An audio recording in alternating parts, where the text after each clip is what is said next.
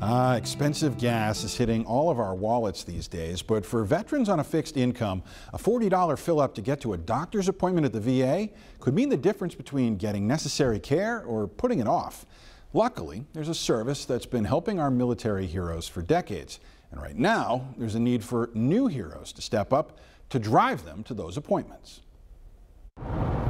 They really didn't like driving in the traffic in Little Rock. They weren't comfortable with it. Now more often it's because they can't afford the gas. A free service for those who served. The Arkansas chapters of the Disabled American Veterans have been offering free rides to the VA for 45 years. It's been a popular perk that's fast becoming a necessity. Because a lot of veterans, the older veterans especially, are on limited sources, limited income and stuff, so they're going to be looking for that van. Oh, you were stationed over in Little Rock. Looking for help from Irv Greenberg and other volunteers willing to drive the DAV vans every day. He oversees the Hot Springs van that leaves from the courthouse at 7:30 a.m. sharp.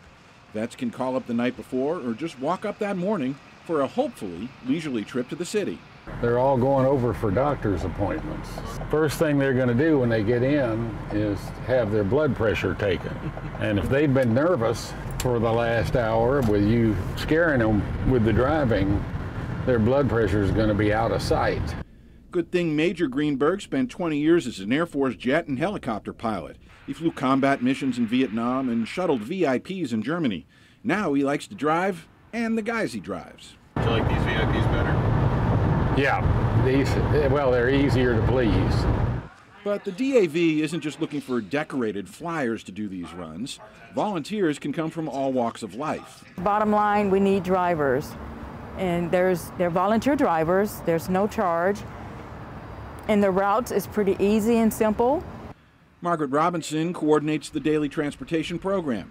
She's part logistics wizard and air traffic controller, perfect for an Air Force vet. It could be 10, it could be 15, it could be 20. But meeting that demand is getting harder. People are busy, prices are high. Leaders like State Commander Harry Camperud are facing a challenge. And this is one of the big issues that really is hard to find volunteers that are willing to give up a day a week or something to drive that van, because there are so many veterans, and I think it's going to get worse. But if you're like Greenberg, you can find plenty of reward on the open road and meet some new friends. Sometimes you get some real good conversations going, and we talk about anything but politics and religion. We don't allow discussion of that on the van. No arguments, new buddies, a chance to give a friend a free ride. Every day it's heartwarming that we have volunteers, drivers, who devote their time to transport, I call them our precious cargo, our American veterans, to their appointments with no charge. We have got a link to how you could sign up to be a volunteer in the digital version of this story. And if you know a place or a person that's saluting heroes, be they military or first responders, tell me about it. Reach out on my social media pages at THV11 Rolly Hoyt on Facebook.